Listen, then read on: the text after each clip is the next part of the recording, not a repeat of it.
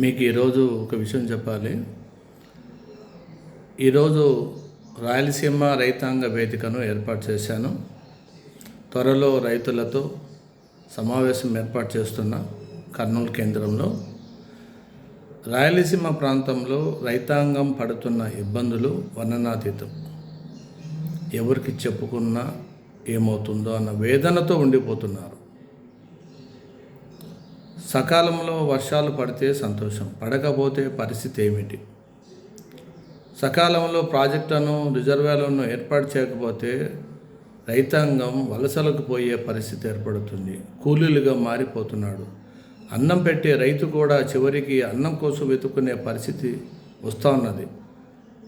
నేను ఏ ప్రభుత్వాన్ని, ఏ పాలకుడిని నేను విమర్శించదలుచుకోలేదు. మా లక్ష్యం రైతాంగానికి సాయం అందించాలి, పంటకు సాగునీరు అందించాలి, ప్రజలకు నీరు అందించాలి. ఇదే లక్ష్యం. విమర్శించడం వల్ల ఏమి లేదు. సూచనలు ప్రభుత్వం పాటించాలి. ఈ వేదిక ద్వారా ప్రభుత్వానికి విన్నపించుకుంటుంది ఏంటంటే, రాయలసీమ ప్రాంతంలో చేపట్టాల్సిన ప్రాజెక్టులు కానీ రిజర్వాయర్లు కానీ మీరు జీవం పోయాలని మేము కోరుతున్నాం. వాళ్ళు పడుతున్న వేదనని గుర్తించకపోతే ఎట్లా? వర్షపు నీటిని కూడా బంధించలేని పరిస్థితి ఏర్పడుతున్నది. రాయలసీమ ప్రాంతంలో కావాల్సింది ప్రధానమైనది సాగునీరు. ఈ ప్రాంతంలో కావాల్సింది ప్రాజెక్టు, రిజర్వాయర్లు.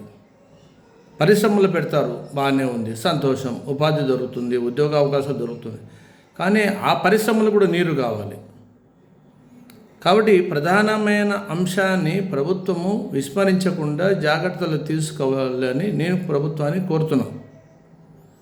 త్వరలో కర్నూలులో రైతులతో వాళ్ళు పడుతున్న ఇబ్బందులను ప్రభుత్వానికి కూడా తెలియజేస్తాం. అదేవిధంగా ప్రభుత్వం అందించే రైతు సంక్షేమానికి సంబంధించిన పథకాలను రైతులకు తెలపడం, రైతులు ఎదుర్కొంటున్న సమస్యలు, రైతు బంధం